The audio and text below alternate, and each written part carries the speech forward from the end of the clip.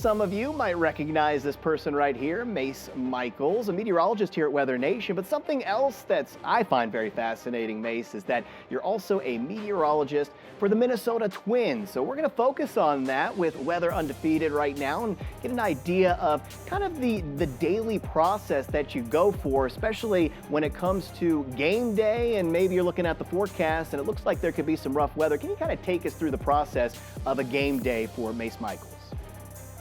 Well, in the morning, Patrick, we check in, of course, on what the forecast models are saying. We take a look at some of the real fine-tuned, short-resolution models, the ones we use here at WeatherNation, but then also that almost all meteorologists take a look at when you're concerned about what's going to happen over the next 12 to 18 hours. One model called the HRRR, another model called the graph, a few other models I take a look at to give me an idea on the timing for showers and thunderstorms. The one thing that's different than us than what we're doing for an overall type TV forecast is I'm concerned about one specific point right there at target field, when the rain may move through target field. So you can have a day where there's a high percentage of rain. You look at your forecast, you see, scattered showers and thunderstorms, 80% chance of storms.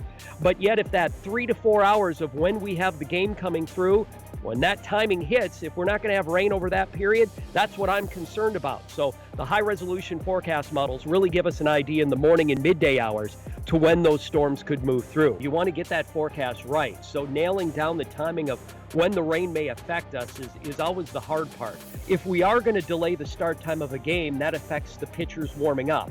Most pitchers need about 45 minutes roughly of warm-up time. So we're not looking at a start time of game for us at the game at 6:40. I'm looking 45 minutes before that so we can give the pitchers, the starters, an idea of when to warm up. That's kind of the first key on how the afternoon or evening is going to go. Getting an idea of when the rain is going to move in so we can get pitchers warmed up, let alone safety for the players and, of course, for fans.